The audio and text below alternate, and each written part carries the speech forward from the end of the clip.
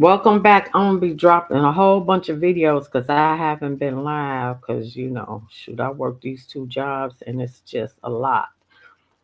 First off, I'm gonna start two new series. You can't make this up, episode 1, and then I'm gonna start Let the Prophet Speak. And I got two prophets I want to highlight. So I think that'll be interesting. Then I'm still gonna go back. I'm gonna do some news today because I haven't done that. Um, I think I'm still gonna do Project 2025 every now and then because I still want to read. I want to finish up the White House, but I'm just gonna. But today I'm just doing some old stuff because I haven't been live.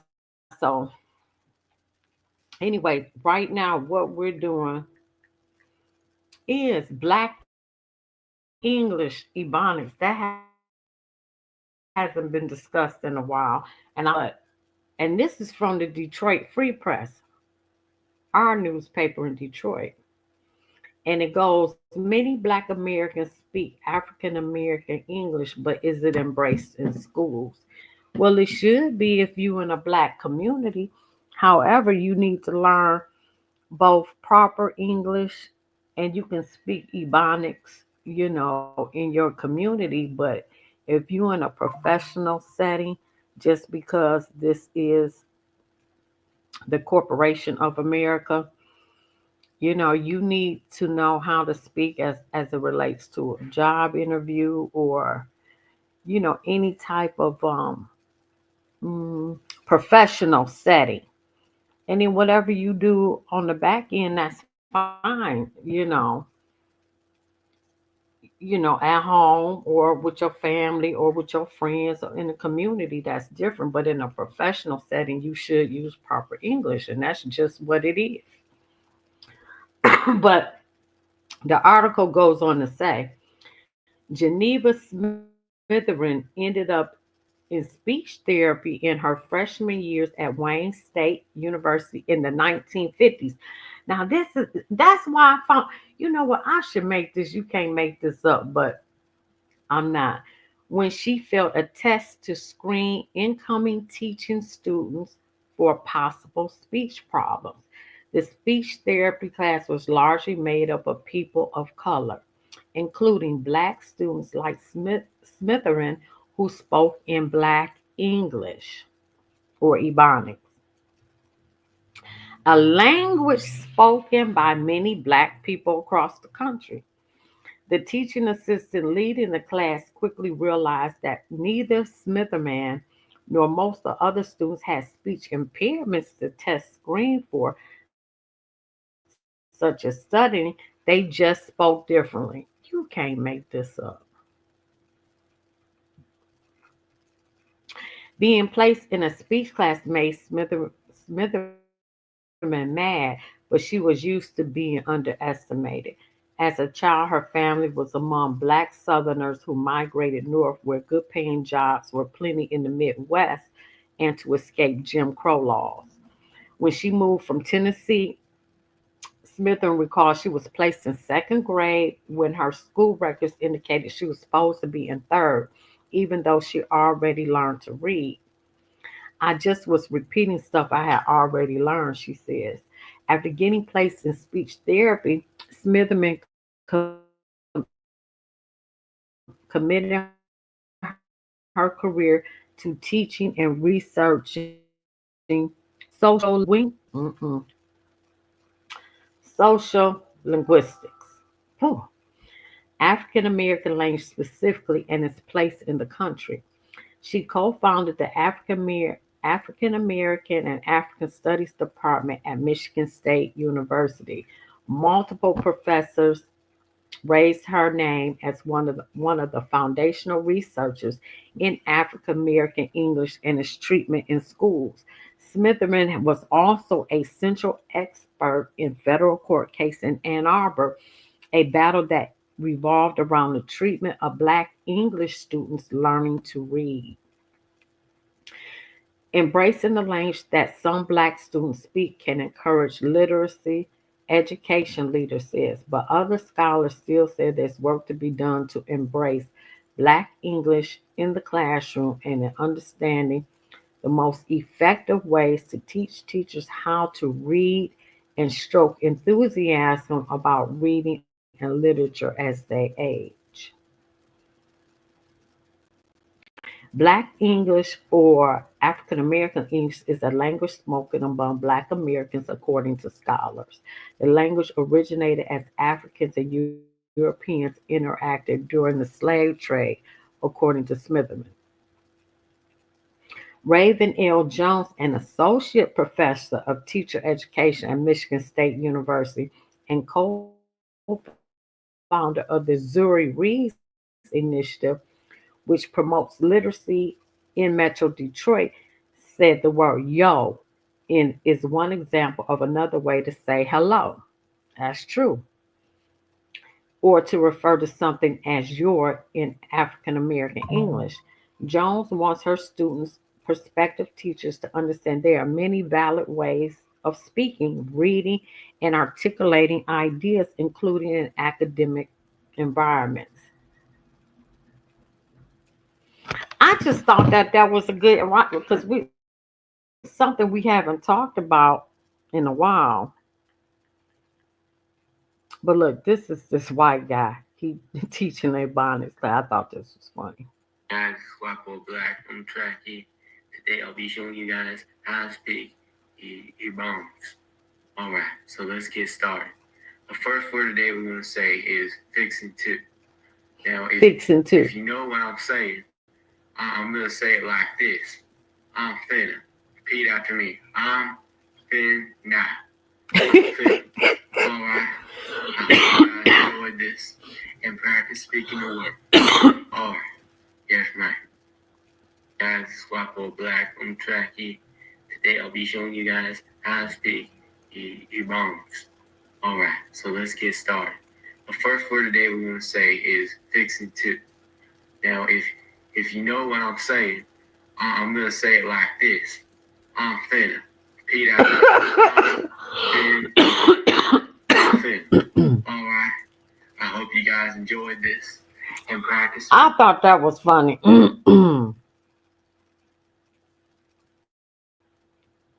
Ebonics, African American English, African American Vernacular, Black English, whatever you want to call it, all of those terms are valid, and there is no one term that is more valid or more correct than the other. Specifically, what happened with Ebonics has a lot to do with the Oakland School Board in 1996 when they officially declared it a different language and that they were unable to successfully educate the children in the district. 24-hour cable news networks became very popular in the mid-90s, and they took a widely unknown term and put it in the vocabulary of just about everyone. Most everybody denounced it.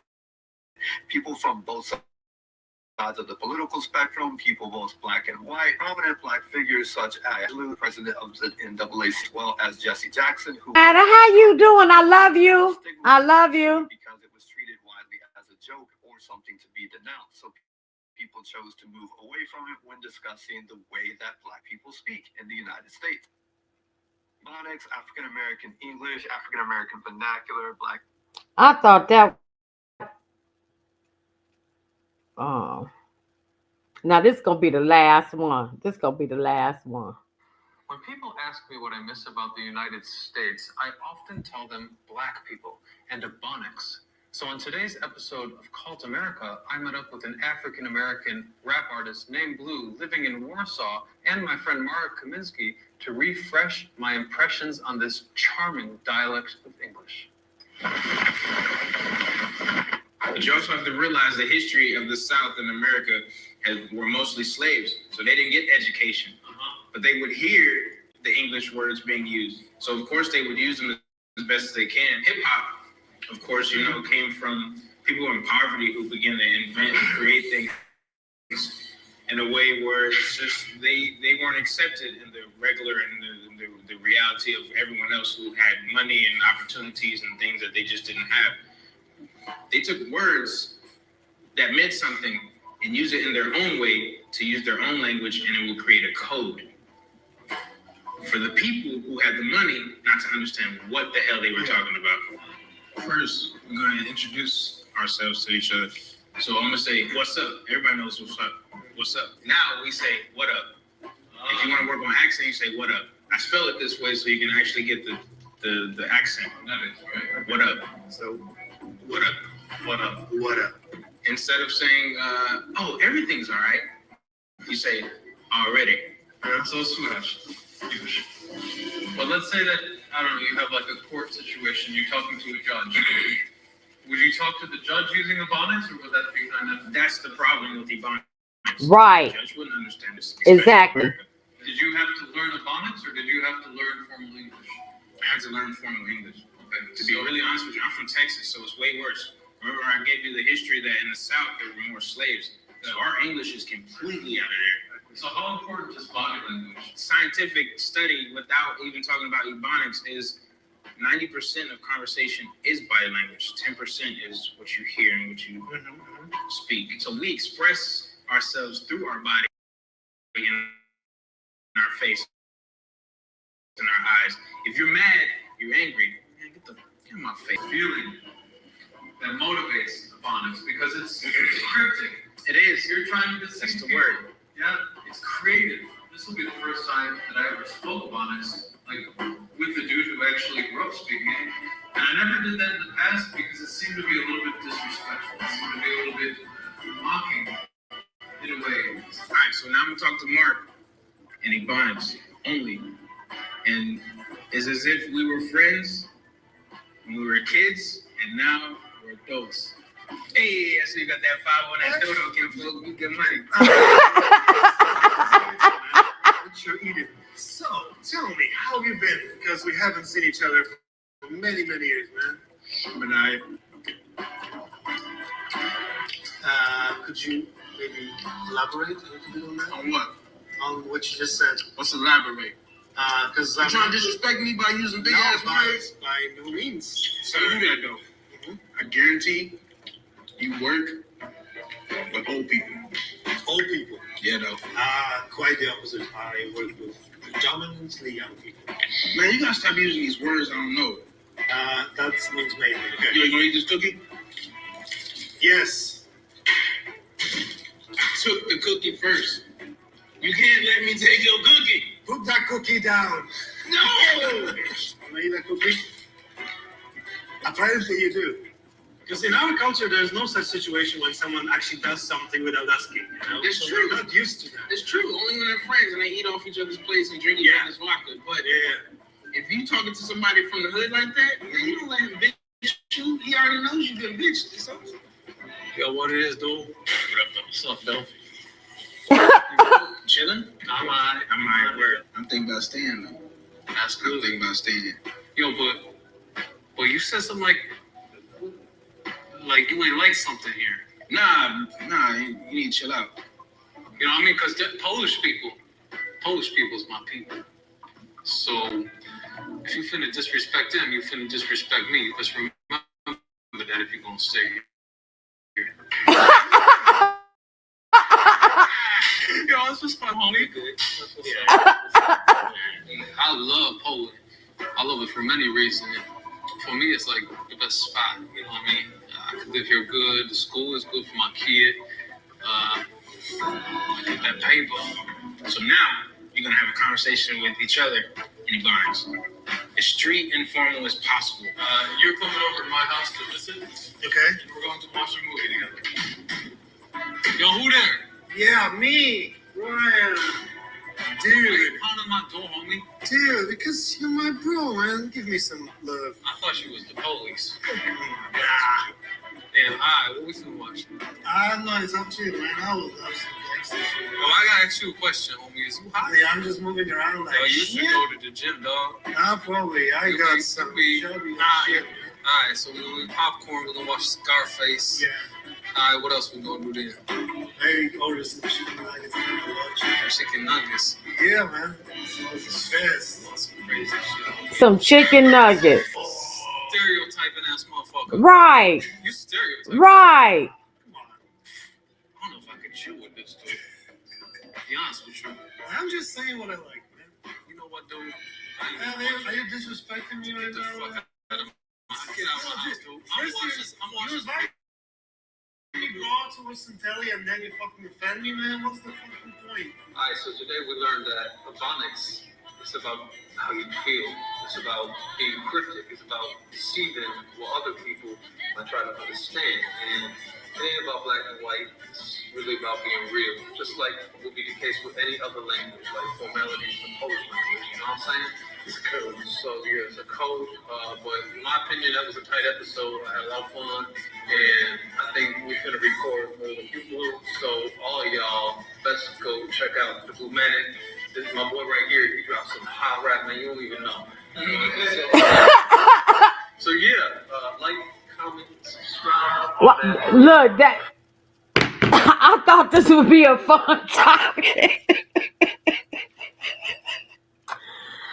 Ooh, just to lighten up the day, because it is some serious mess going on out here. And we about to get into it because I'm gonna be on here for 2 hours, so I'm gonna drop as many videos as I can. I'm gonna get to R. Kelly. I think I already did Little Dirt. Yeah, I think I did. And some P. Diddy, Alley Carter, some serious stuff, but I want to have some fun. I thought that was fun. Like, share, subscribe, leave a comment. I love you, mind over matter. All right. I'll be right back with another one.